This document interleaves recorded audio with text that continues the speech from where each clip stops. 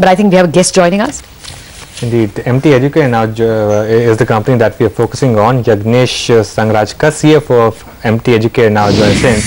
Hi Yagnesh, afternoon. Let's start with your EBITDA performance, because that's come in quite healthy, even though it's a small base, but margins have also gone up. Is this the kind of trajectory that you'll maintain, 15% margins and the kind of EBITDA number that you have delivered, or is this a bit of a one-off? No, you know, this operational efficiencies do come in every year on year, and that's what has been the focus in the company. So the operating performance is at 13% EBITDA right now for the first quarter. But however, you know, our yearly numbers, if you see, we had an EBITDA of almost about 29 crores on 157 crores. Okay. So actually you should be tracking that. Quarterly EBITDA is generally not indicative of our yearly EBITDA. But yeah, while having said that, the EBITDA margins are expanding year on year, and that is being the focus for us all along. 29 crores for the full year FY13. So FY14, will you be targeting, how much growth will you be targeting? Sir, we are targeting, Anuj, actually a growth of almost about 25 to 30% in terms of revenue increase, because on a 157 crore base last year, we are targeting anything between 195 to 200 crores internally. So that's been the focus. So the increase in the revenue will be quite healthy as we speak, because of expansion in various geographies and verticals.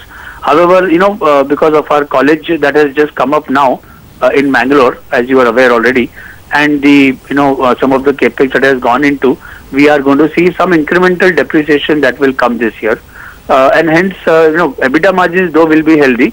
There could be a little bit of a, you know, obviously impact on the PAT, which will get evened out from next year. So we are trying to, you know, keep our PAT margins intact, even though an incremental depreciation will come in this year for us. Okay, you gave us an idea of what might be the revenues for FY14. You were speaking to us about tie-ups with various state colleges in Karnataka. Will you be able to milk it right away, or will more gains flow in FY15?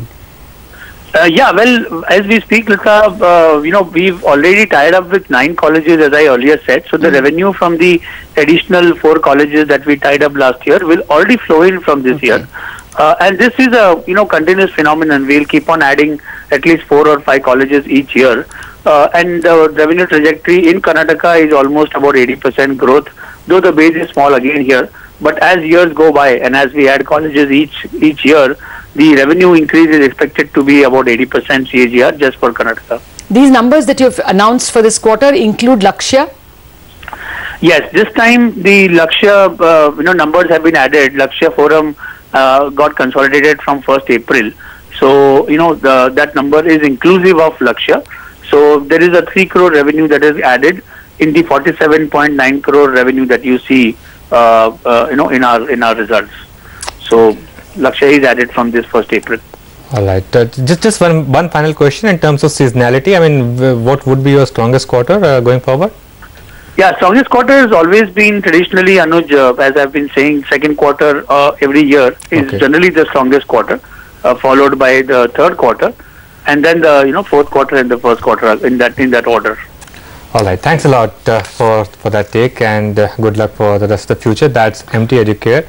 The stock doing well, and if you were to believe the management. I think IRB Infra Q1 numbers, 134 crore.